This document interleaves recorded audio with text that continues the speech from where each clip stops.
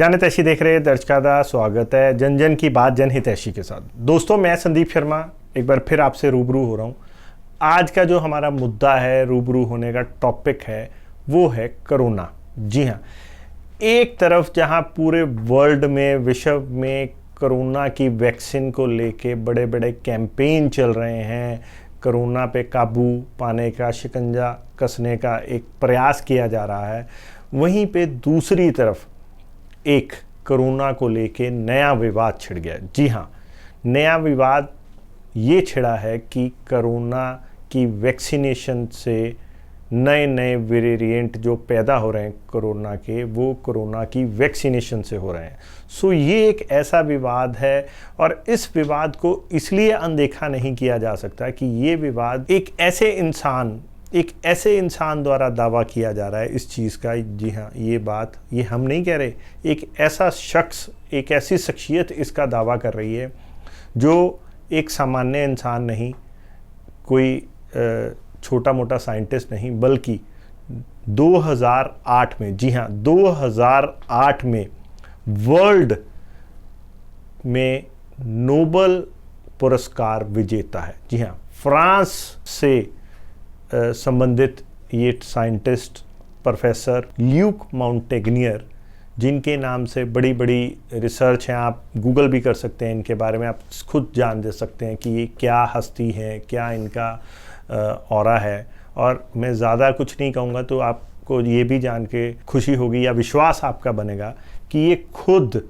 Virologist, मतलब ये खुद वायरस पर रिसर्च करते रहते हैं, खुद वायरस के बारे में लिखते रहते हैं। सो बहुत सारे इनके जो टिप्स हैं, इनकी जो थ्योरी है, उसको फॉलो किया जाता है, और वायरस पे खास करके। सो ऐसे शख्स ल्यूक माउंटेग्नियर, जी हाँ ल्यूक माउंटेग्नियर, जो कि एक बहुत बड़े साइंटिस्ट हैं, उन्होंने एक नई चीज़, एक नया दावा ये कर दिया है।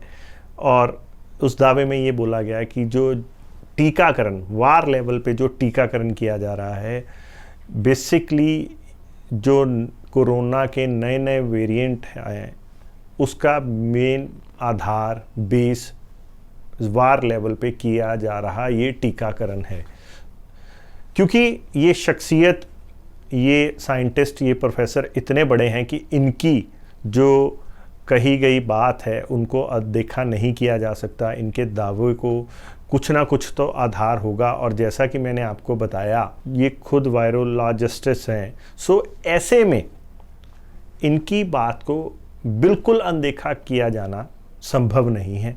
सो ऐसे में अगर हम बात करें नोबेल पुरस्कार विजेता 2008 में, और ऐसा शख्स एक बात कह रहा है, उनका कहना ये है कि कोविड पे काबू तो नहीं पाया जा सकता, लेकिन ऐसे में एक मीडिया वक्तव्य में, उन्होंने मीडिया इंटरव्यू में खुल के उन्होंने एक चीज़ बोली, जिसमें उन्होंने क्लियर कट बोला कि जो ये कोविड का नए नए वेरिएंट है, ये कुछ और नहीं बल्कि जो टीकाकरण है, वैक्सीन है, उसी के परिणाम है।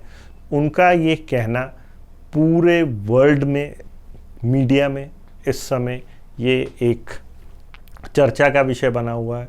ऐसी चीज़ों को अनदेखा नहीं किया जा सकता और दूर नहीं उसको नज़रअंदाज नहीं किया जा सकता। हालांकि उन्होंने इस चीज़ को एंटीबॉडी डेवलपमेंट एनहांसमेंट कह के संबोधित किया है, इसको बताया है। सो ऐसे में कहीं पे भी हम इसको अनदेखा नहीं कर सकते। उन्होंने अपनी बहुत एक जो जाहिर कही है, उन्होंने साफ स्पष्ट कोरे शब्दों में ये बोला है कि इस बारे में जो विश्व के साइंटिस्ट हैं उनको भी इसकी पूरी जानकारी है, लेकिन वो सारे खामोश हैं।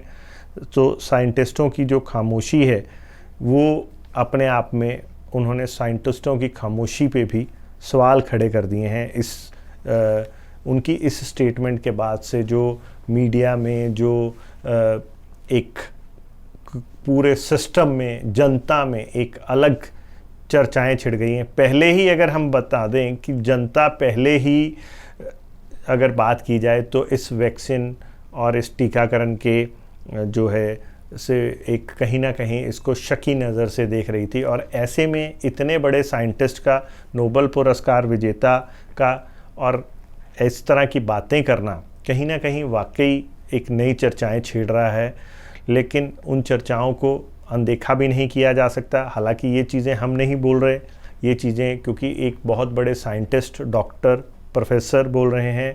सो इसमें दूसरे इसी चीज़ के जो डॉक्टर हैं, साइंटिस्ट हैं, उनकी राय भी बहुत ज़रूरी है, क्योंकि ये खुद जो मॉन्टेग्नियर हैं वो बहुत बड़े साइंटिस्ट हैं।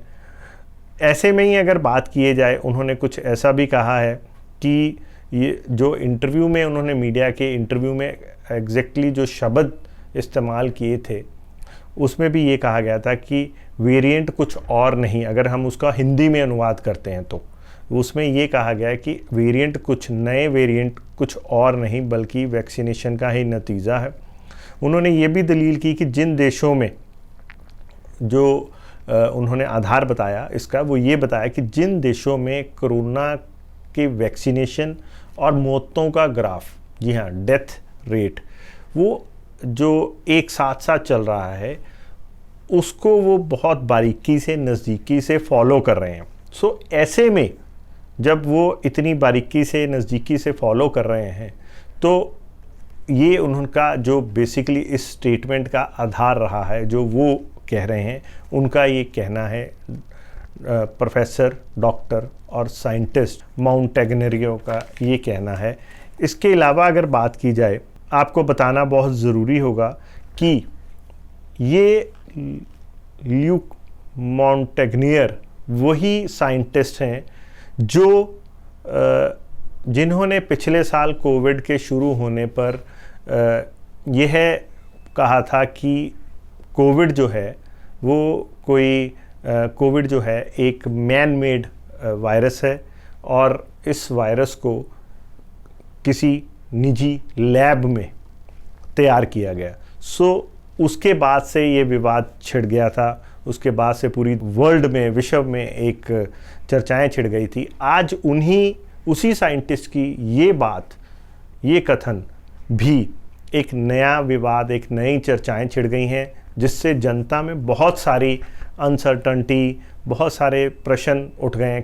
Quand on regarde les courbes de l'OMS, depuis qu'on a vacciné en janvier, les courbes de contamination explosent, et également le nombre de morts, notamment des jeunes, oui, avec de thromboses, tout ça. Oui. Quel est votre regard sur cette vaccination massive, puisqu'on est dans une vaccination massive, alors qu'il y aurait des traitements qui marchent, qui fonctionnent et pas chers? C'est une énorme erreur, n'est-ce pas? C'est une erreur scientifique et une faute médicale, si on peut dire. Enfin, c'est inacceptable dans l'histoire.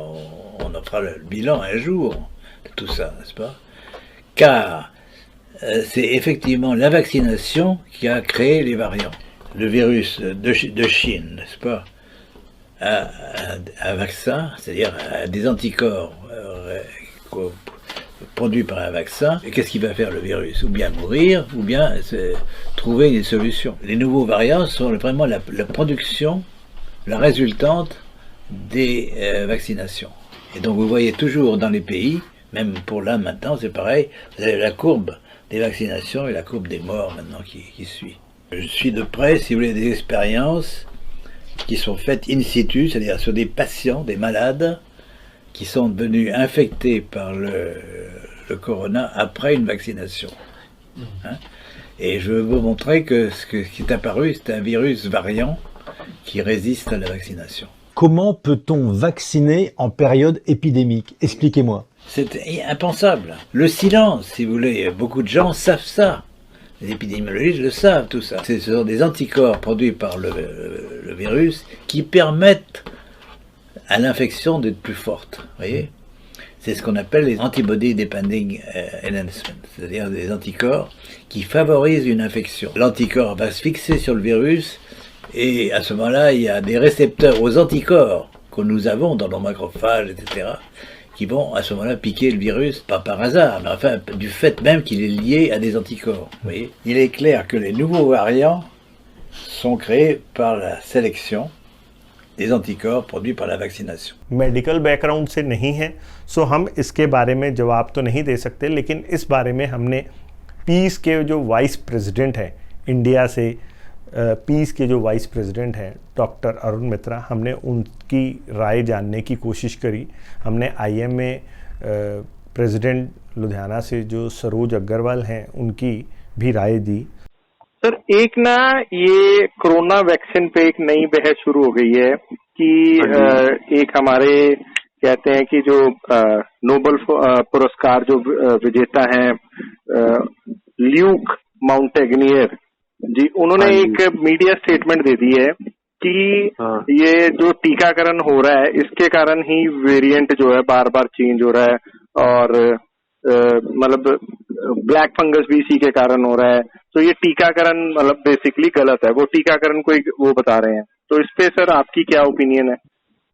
नहीं, देखो इसके बारे में, इस तरह की statements के बारे में एक्सपर्ट्स ने कहा है, जैसे डॉक्टर कंग ने जी वगैरह ने, जो एक्सपर्ट्स हैं, कि भी इस वक्त हमारे पास टीकाकरण के अलावा कोई अल्टरनेटिव नहीं है। इससे अच्छा कोई, ये मेरा पर्सनल ओपिनियन भी है जी कि इस वक्त हम सेफ्टी मेजर लें, सबसे अच्छा तरीका तो वही है जी, मास्क वगैरह लगाएं, सब कुछ करें जी। और उसके अलावा अपने शरीर में प्रतिरोधकता बढ़ाने के लिए टीकाकरण के अलावा हमारे पास कोई इससे अच्छा तरीका नहीं है जी। तो उनकी जो ये बातें हैं, डॉक्टर कंग ने भी कहा कि ऐसी बातें इस वक्त करने का टाइम नहीं है जी, ये नहीं होनी चाहिए। एक उन्होंने जी एक उन्होंने इसी के बीच में ये ऐड कर दिया है कि बेसिकली जो नए नए वेरिएंट इनके कारण है, और दूसरा उन्होंने जैसे स्पेसिफिकली कहा है कि ये एंटीबॉडी डिपेंडेंट एनहांसमेंट, इसको बोला उन्होंने, ये शब्दावली यूज करी है इसके लिए टेक्निकल, और वो कह रहे हैं कि बड़े बड़े साइंटिस्टों को भी पता है,